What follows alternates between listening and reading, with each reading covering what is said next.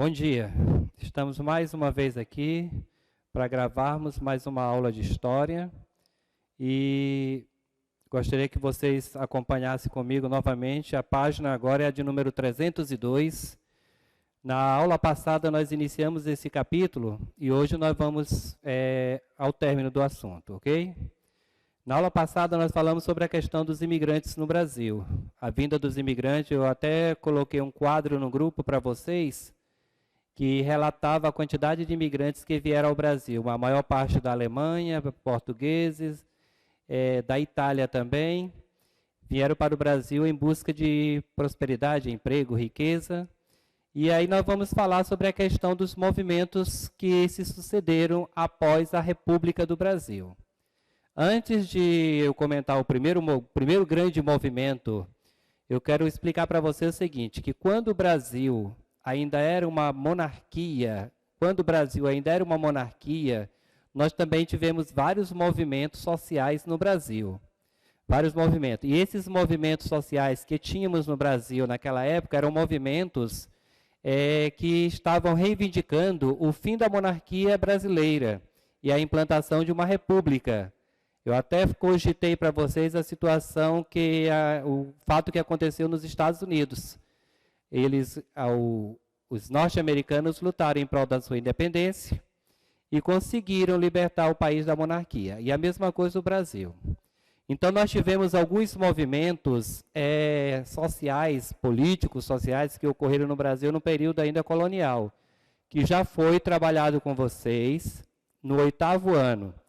Um desses movimentos foi a balaiada no Maranhão, foi a cabanagem que ocorreu no Pará, foi a sabinada, e foi o movimento chamado de Farroupilha, que foi o principal de todos os movimentos.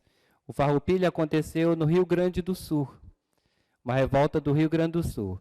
Então, agora nós vamos ver alguns movimentos que ocorreram no Brasil após o Brasil passar a ser uma república. Já tínhamos agora presidente, já tínhamos agora uma nova Constituição, já tínhamos uma nova forma de governo, não era mais uma monarquia, agora era uma república, era um parlamentismo. E aí nós vamos falar sobre esses movimentos. Um dos movimentos ocorreu onde hoje é a Bahia, o estado da Bahia.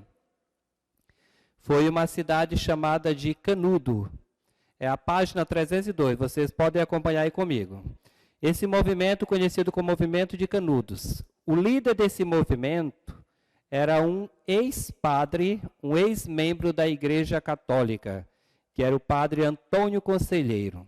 O padre Antônio Conselheiro, ele era representante da Igreja Católica, mas ele criou esse movimento, saindo pelas ruas, pelos bairros da cidade baiana, convocando pessoas para seguir ele, como se ele fosse um Messias, como se ele fosse alguém que estava tentando resgatar as pessoas, ou tentando levar as pessoas para um local onde ele ia governar e ele ia manter ou arranjar um meio de fazer com que essas pessoas prosperassem. Só que a Igreja Católica, naquela época, ela não aprovou, ela não foi a favor do movimento criado pelo Antônio Conselheiro, tanto que ele foi excomungado da igreja. Mas Antônio Conselheiro, ele se autodenominava um representante de Deus, um porta-voz de Deus na terra. Ele diz com suas palavras que ele recebeu do próprio Deus essa função de ajudar as pessoas carentes, aos necessitados, às viúvas, e fazer com que essas pessoas tenham uma vida melhor. Foi justamente o que aconteceu. Eles foram para essa região de Canudos, lá criaram um pequeno vilarejo, e esse vilarejo, ele começou a prosperar de uma forma assim muito rápida, que espantou a economia das pessoas ou das cidades, dos vilarejos vizinhos. A prosperidade foi muito rápida desse vilarejo. Tanto que ameaçou a economia daquela região. Então, a gente vai observar o seguinte. O Antônio Conselheiro vai, pega essas pessoas que não tinham residências, que não tinham locais, não tinham uma terra para fazer plantio, leva para esse local. Lá ele começa a construir, em conjunto com essas pessoas, começa a construir as casas, as cabanas, eles vão começar a morar, começa a investir na agricultura, começa a investir na criação de animais, e eles começam a vender esses produtos agrícolas, eles começam a vender para as pessoas vizinhas. Agora, observe o porquê das pessoas vizinhas terem se revoltado com o movimento de Canudos. Ou, na verdade, nem as pessoas, os grandes empresários vizinhos terem se revoltado com o movimento de Canudo. A revolta foi o seguinte: a população de Canudo não pagava nenhum tipo de impostos para o governo. Não pagava nenhum tipo de imposto. Nenhuma taxa tributária era paga pela população de Canudo. A população vizinha contribuía com seus impostos, pagava seus impostos. Então, como eles não contribuíam com a taxa tributária, significava dizer que seus produtos eram mais baixos. O valor da mercadoria deles era inferior ao valor das mercadorias das cidades vizinhas. As pessoas deixavam, então, de comprar na cidade vizinha para vir comprar em Canudo. Comprar em Canudo. E, com isso, a economia do vilarejo estava crescendo cada vez mais, em consideração às cidades ali próximas. O que ocorreu foi o seguinte: revoltados empresários locais da região, perto da região, convocaram o governo e disseram que não era justo o que estava acontecendo. Eles pagando impostos e a população deixava de comprar nos comércios deles para ir comprar nos comércios de Canudo. Dentro de Canudo existia uma organização muito grande. O próprio Antônio Conselheiro, ele era o líder do vilarejo. Ele era o líder. Todos os membros, toda a população, tinha por obrigação pagar a 10ª parte, que nós chamamos do dízimo. A 10ª parte de sua produção era entregue ao Antônio Conselheiro. O que Antônio Conselheiro fazia com essa 10ª parte? A 10ª parte, ela era distribuída para as pessoas necessitadas e carentes que moravam no vilarejo, que não tinham como produzir, como se alimentar. Então, em uma outra visão, a gente vai observar que o que ele pretendia tinha um ponto positivo.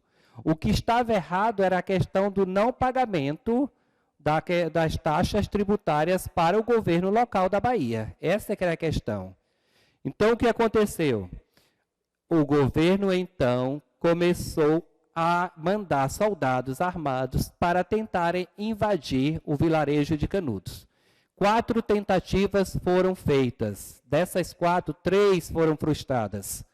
Por quê? Porque o Antônio Conselheiro, o que dizia ser representante de Deus, ele preparou o vilarejo de Canudo, armou eles. Como?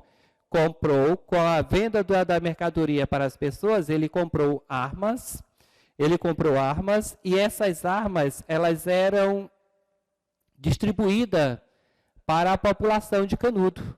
Ela era distribuída para a população de Canudo.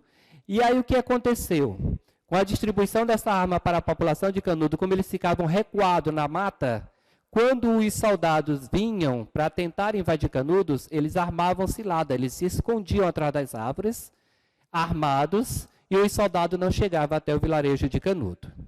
Só que, na quarta tentativa do que tentaram invadir Canudo, dessa vez os soldados foram mais bem armados.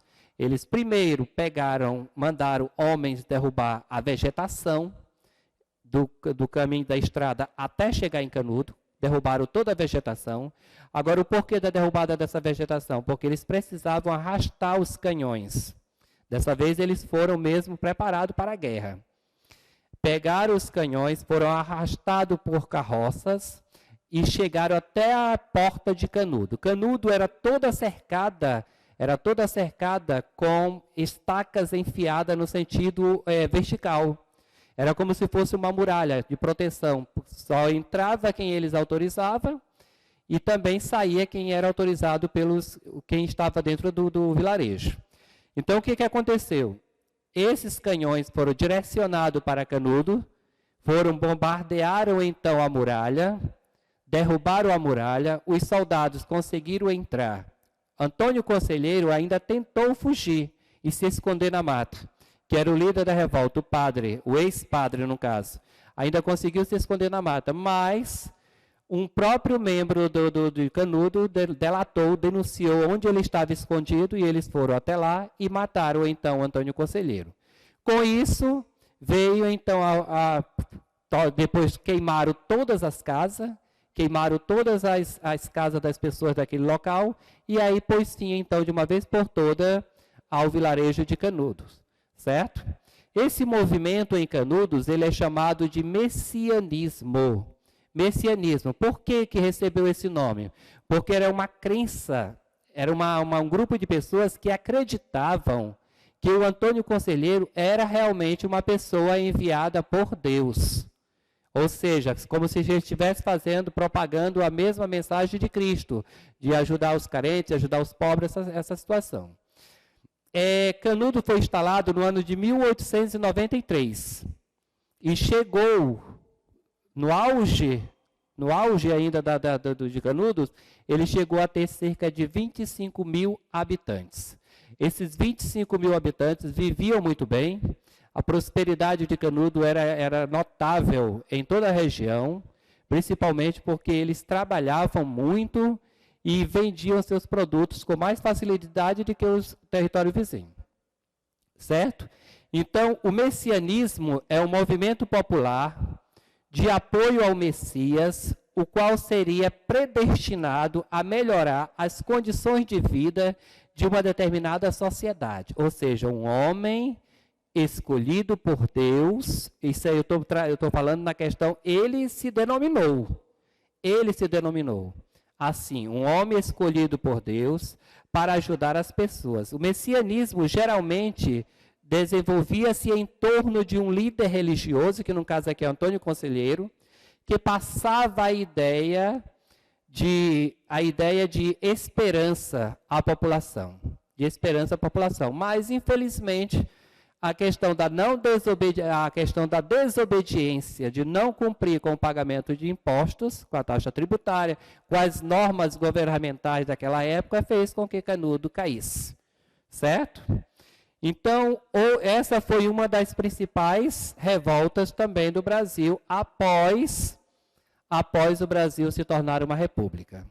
Entre o estado do Paraná e o estado de Santa Catarina. Esse movimento foi liderado por um ex-padre, também o ex-padre José Maria, era um monge da Igreja Católica. Ele é que liderou esse movimento também no estado do Paraná, entre Paraná e Santa Catarina, e a intenção era a mesma, era o messianismo. Ele se denominou o quê? Um representante de Deus para ajudar aos mais pobres daquela região. Então, existia uma terra conforme vocês estão observando o mapa, está marcado, circulado aqui no centro, com a cor mais clara, vocês vão observar o seguinte, existia uma terra chamada de Contestado. Essa localização de Contestado ficava entre o estado do Paraná e entre o estado de Santa Catarina, do Rio Grande do Sul e Paraná, ficava entre os dois. O que aconteceu? A terra virou-se, então, motivo de disputa entre os dois estados. Estava aquela disputa, de quem seria, então, se era de Santa Catarina ou se era do Paraná. Quem é que ia ficar com essa porção dessa terra? Agora, o interessante lembrar para vocês é o seguinte, essa terra, localizada entre a região, pertencia ao governo. Era pertencente ao governo, mas estava sendo disputada entre os dois estados, o estado do Paraná e o estado de Santa Catarina. A disputa era entre esses dois estados. Estavam aquela disputa ferrônea. Aí ficou a seguinte situação. O padre José Maria, com seus seguidores, foram em direção a essa terra que estava desocupada, que estava sendo disputada entre os dois estados, se estabeleceram lá, nessa região. O problema não foi a questão de eles se estabeleceram lá, o problema foi um acordo comercial que foi feito entre o Brasil e os Estados Unidos na época. Olha o estopim da confusão. A questão é a seguinte: o Brasil estava entrando no processo de industrialização e precisava construir uma indústria férrea. Essa indústria férrea ia ligar o estado de Rio Grande do Sul até São Paulo. Eles iam construir uma linha de trem que ia sair do Rio Grande do Sul e ia chegar até São Paulo. Só que no meio desse território, bem no meio, está justamente a terra que está sendo disputada, que é o contestado. É justamente o local que tinha sido invadido pelo padre, o monge José Maria, com seus fiéis. Eles estavam nessa região. E o governo o governo brasileiro, infelizmente, não tinha condição de construir essa indústria, essa linha férrea, ligando os dois estados, porque o Brasil ainda não estava adaptado a esse processo industrial. Os Estados Unidos já tinham dado o passo inicial na frente. Então, o que aconteceu? O governo fez um acordo, o governo brasileiro fez um acordo com o governo norte-americano. Se vocês construírem a estrada para nós iremos deixar vocês explorarem os recursos da região do contestado por 50 anos. Durante meio século, vocês irão explorar todos os recursos daquela região. A terra não é de vocês. Nós não estamos vendendo a terra para vocês. Vocês vão simplesmente explorar. Terão liberdade do governo brasileiro de explorar aquela terra até completar 50 anos. Quando completar os 50 anos, vocês vão desapropriar a terra. A terra volta a pertencer ao Brasil. Só que o acordo foi fechado, mas aí veio o problema. E o que fazer com a população que já morava naquela região do contestado, os invasores? Porque, no caso, eles tinham invadido aquele local para fazer moradia. Então, aconteceu justamente isso. Quando o acordo foi fechado entre o governo brasileiro e o governo norte-americano manda, então, uma carta para o Brasil dizendo que estava tendo dificuldades para se instalar na região por causa das pessoas que moravam na região. Então, toda a população liderada pelo, então, José Maria, que estava naquele local. Então, o que o governo brasileiro fez? O governo brasileiro mandou soldados armados. Um desses soldados era o general Duque de Caxias, o mesmo general responsável pela revolta aqui no Maranhão, em Caxias. Então, esse general foi mandado para lá para conter os revoltosos. Infelizmente, mais uma vez, o movimento foi vencido pelo governo. As pessoas que moravam na região foram tiradas daquele local, os que sobreviveram, porque o monge José Maria e muitos dos soldados ligados a eles morreram durante o movimento. Então, nós vamos observar, caros colegas, que esses movimentos, eles têm um ponto positivo e em questões de governo, de contribuições, de taxa tributária, tem seu ponto negativo. Porque se nós estamos no território brasileiro, nós temos que estar sobre as leis do Brasil. Independente de qual religião nós tenhamos, independente de qual credo religioso, nós temos que entender o seguinte, que nós estamos sob submissão de um governo. E nós temos que contribuir com esse governo. Como? Pagando os nossos impostos em dia, pagando as nossas taxas tributárias. Então, justamente por causa disso é que esses dois movimentos, um entre Paraná e Santa Catarina e outro na Bahia, chegou ao fim dessa forma triste, com a morte dos seus líderes e com a morte de muitos fiéis. Ok? Outro movimento que aconteceu no Brasil foi o movimento chamado como Revolta da Chibata. A Revolta da Chibata, ela foi uma revolta que se iniciou dentro dos navios da Marinha Brasileira. Então, vamos observar a seguinte situação. No Brasil, em 1910, era comum que os negros marinheiros que serviam à Marinha, os negros, se eles não fossem submissos às ordens dos seus comandantes, eles eram açoitados. Isso eu estou falando já depois do fim da escravidão no Brasil. Nós estamos falando de 1910, a escravidão terminou em 1988. Esses negros se alistaram, fizeram parte do Exército da Marinha Brasileira, e quando acontecia de um deles deixar de cumprir a ordem dos seus senhores, dos seus comandantes, eles eram castigados de forma física com chibatas. O caso é que o crucial dessa revolta aconteceu com um negro que ele foi condenado a 250 chibatadas. O que ele fez? Por ter ferido um colega da Marinha, e ele foi condenado a essas 250 chibatadas. Agora, o interessante é que muitos desses que passavam por esse sofrimento físico não resistiam ao sofrimento. Chegou a uma situação, então, que eles decidiram fazer o seguinte: os marinheiros, revoltados com essas agressões físicas, além de eles estarem prestando serviço para o governo brasileiro, além de eles estarem defendendo a pátria brasileira e ainda passarem por esses constrangimentos de serem açoitados, de castigados dessa forma. Então, o que eles fizeram? Eles pegaram os navios, pegaram os seus comandantes, trancaram em cabines e tomaram conta dos navios. E pegaram esses navios e levaram para o porto do Rio de Janeiro. E direcionaram os canhões para o porto do Rio de Janeiro. E mandaram cartas aos seus comandantes.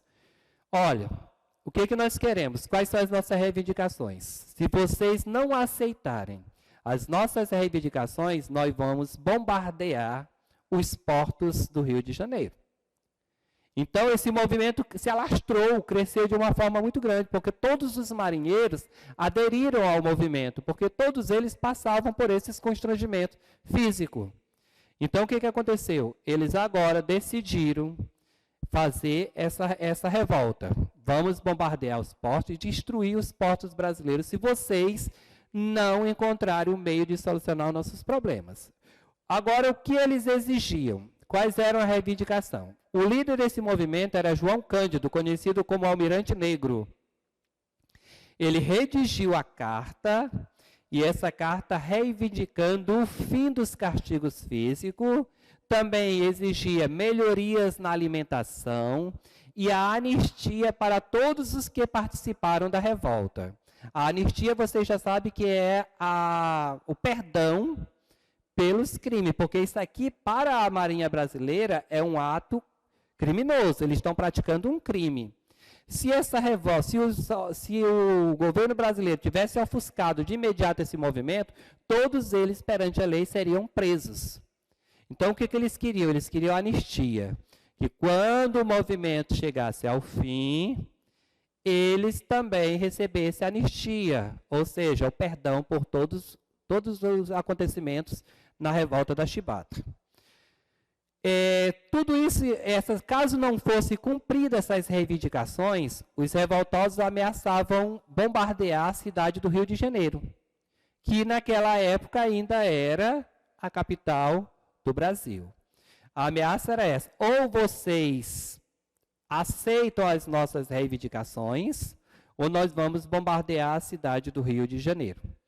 O que aconteceu? O governo, com medo, porque os navios já estavam direcionados para os portos do Rio de Janeiro, com os canhões direcionados.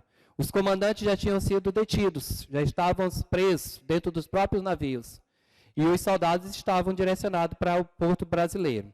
O governo, com medo, então, fez um acordo com o líder, no caso, o Almirante Negro, João Cândido.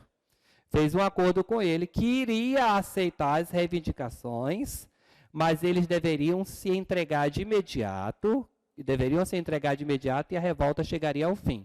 Foi acordado entre as duas partes, certo? Foi acordado entre as duas partes. A questão é que o governo, então, mandou os soldados para o navio, desarmaram os negros, desarmaram os negros, tiraram as armas deles, tiraram ele de dentro dos navios. Eles não tinham mais os navios com os canhões direcionados, porque os navios passaram a ter o controle novamente da Marinha Brasileira, de seus comandantes, e o governo brasileiro não cumpriu com a sua palavra. Ele fez o acordo, o governo brasileiro fez o acordo com os negros, com os revoltosos, mas não cumpriu, tanto que todos eles foram presos. E o líder, o almirante negro, o João Cândido, foi condenado à morte.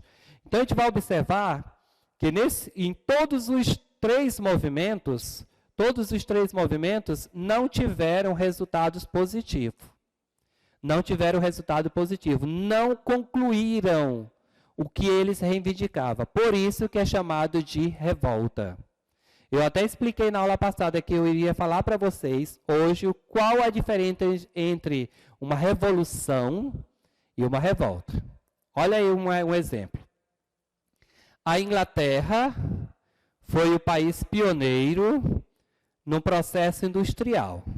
No início, muitos trabalhadores se revoltaram, invadiram as fábricas, quebraram as máquinas e não quiseram de forma nenhuma implantar essa revolução industrial na Inglaterra. Mas mesmo assim, foi implantado.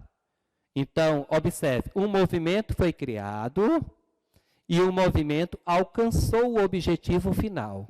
Nesse caso, se o movimento foi criado e o movimento alcançou o objetivo final e teve um prazo muito longo para a implantação, nós chamamos isso aí de uma revolução.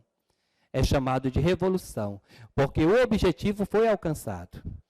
Aqui, nós tivemos uma revolta de negros ou de soldados da Marinha, pelo um período de tempo muito pequeno, e o término da revolta foi a morte de todos os líderes e a prisão dos soldados, morte e prisão de soldados que estavam envolvidos no movimento. Então, eles não conseguiram alcançar o objetivo, mas não pode ser considerado, então, uma revolução. É considerado apenas como uma revolta. A mesma coisa aconteceu em Canudo, a mesma coisa aconteceu lá no Contestado.